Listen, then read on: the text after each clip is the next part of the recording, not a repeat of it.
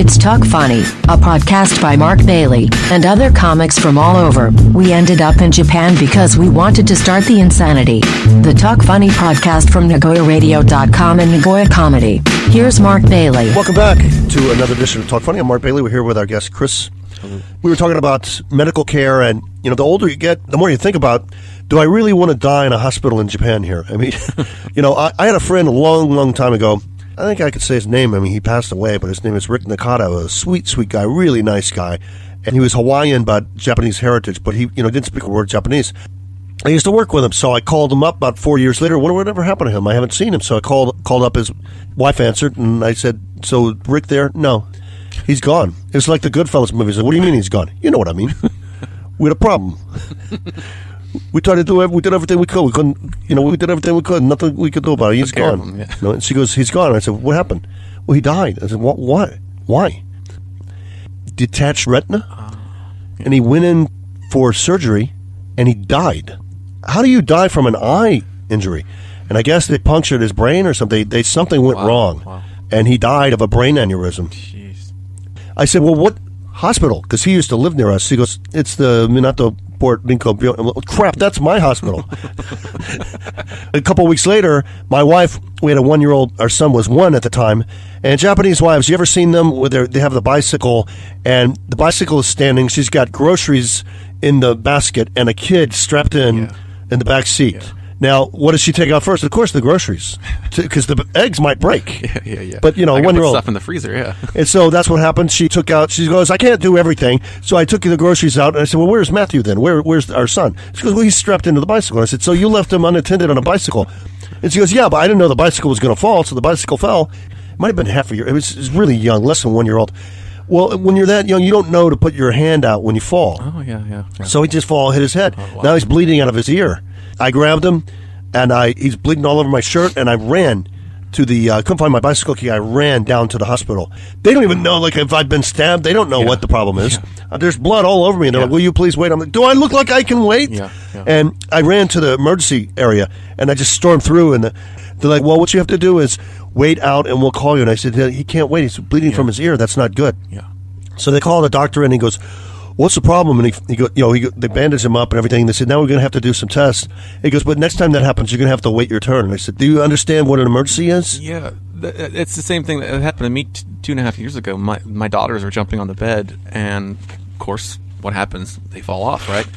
She hit her head. I mean, instant gash. I mean, we you know, and then my wife is literally on the phone looking on Google to see what hospital is open for an emergency because, yeah, there's no emergency rooms here in Japan. I don't understand it. So we had to drive 25 minutes, and I'm holding her while she's screaming, and, you know, I don't care about the blood, you know, that's fine. Screaming in pain, and I'm trying to make her laugh and calm her down, and then we go in, of course, instantly, paperwork. Do you see there's a hole in my daughter's head, and she's bleeding? Can you take care of my daughter? So 15 minutes waiting, and there's, you know, 30 old people in the waiting room, which I don't know why they're there. You know, their legs look fine. They're not bleeding. There's nothing wrong. Finally go back, and then as soon as they take my daughter, they push us out of the room. And then as they're closing the door, I hear they're strapping their hands in her legs because they don't want to get scratched or kicked by my daughter. I see the needle go in her head. She screams, and then all of a sudden I hear click, click, click, click, staple, staple, staple. Wow. They wrap her head, and then they hand her to me, and I'm like, holy shit, I don't want my daughters to ever be sick again or myself to be hurt in Japan. Back when I had a program director here to run Nagoyaradio.com, he's a British guy. I have some British friends, but they don't like it when you point out that a lot of you have bad teeth, you guys. Oh, yeah, you Americans are obsessed with your teeth. I'm like, you know, your teeth health is actually related to your spine health. And heart too, actually, yeah. Yeah. There's a guy over here who neglected his teeth. Of course, he was overweight, but he neglected his teeth for, 20, 30 years. And he died of a spinal infection, and he was paralyzed, and he died.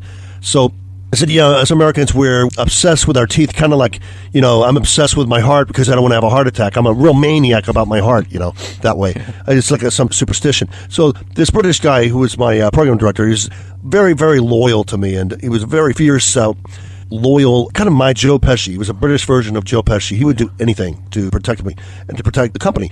But sometimes I catch him bragging, and he goes, my teeth are better than most Japanese people's teeth are. I'm like, yeah, I wouldn't brag about that. When you got a British guy bragging that his teeth is better than Japanese don't care, must suck. Yeah. I was shocked when I came to Japan when people were talking because they have the old style fillings. right? So it looks like they have a bunch of cavities. Their mouths are black and Right. silver, and there's caps and crowns. And I'm like, there's not the porcelain or like the same color cavity, or the filling. I've had one my whole life. I had one cavity, and it was traumatic to me. It hurt, and I was like, I don't want this to happen again. So I took care of my teeth, for the most part, besides a root canal, but that wasn't my fault. I used to kickbox, so I think my tooth was dead. But yeah, Japanese dentistry and medical is not something I want to have to use frequently.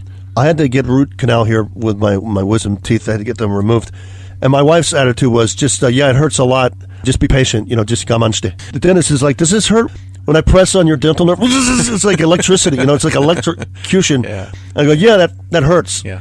Like crazy, because that's your nervous system. It's connected to your spine. Your whole body just shakes. Oh, yeah. And he goes, let me try that again. I said, please don't do that again. I said, can you please give me something for the pain? And he goes, well, does this hurt? Yeah, you touched it again. Please don't do that. Please don't do that again, all right? Tell me before you try that again, because I'm going to get out of the chair. And he goes, well, I could give you some pain reliever, but it's expensive. I'm like, how much are we talking here? Like, I'm willing to pay $500.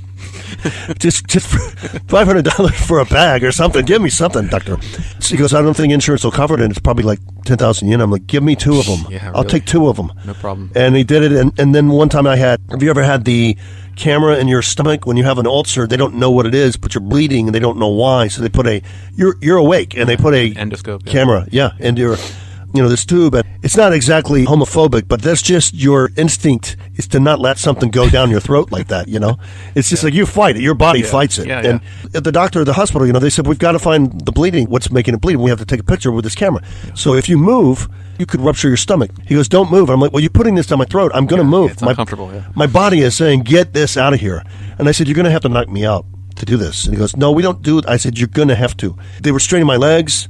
And I said, I will break these straps to stop this. So they gave me something. This is what I remember. They go, okay, this won't hurt much. Just going to put this in here, and we're done. You're done with the medicine? No, we did the whole thing. We did it. What? That was great. That's more like it. That was great. I love that. They said, by the way, next time if we ever have to do that, make sure you don't move, because people have died in this hospital because they moved. I'm like, yeah, that's, I think Thailand or I think other countries might have a different way to do that. I mean, doctors, they mean well here, but they have the status that your wife will actually side with your doctor over you. Yeah. Because he's the doctor, of course, Yeah. and he's a teacher. I mean, in the States, you can go and you can actually tell a doctor, no, I don't really like you want to cut my toe off for this ingrown toenail. Do you mind if I ask around? Here, it'd be like, well, you're banned from this hospital then, if you're not going to do what the doctor says. Yeah. And I have a doctor one time, and he was lecturing me on my lifestyle. He's like, you eat way too much fat, and I think you eat too much salt and probably too much sugar. We continue this discussion. I'll be right back. And I said, where are you going? He said, smoke break. Wait a minute. I don't smoke, doctor. He goes, no, but I do. Yeah. All right. And you're giving me advice on lifestyles? Yeah. And we've been here with Chris, and you can contact us here at the Talk Funny Podcast, AskPortJapan@yahoo.com. And you can also leave a comment, give us 5 stars, and leave a comment on iTunes, available wherever you get your podcasts. And thanks for stopping by, Chris. Thank you.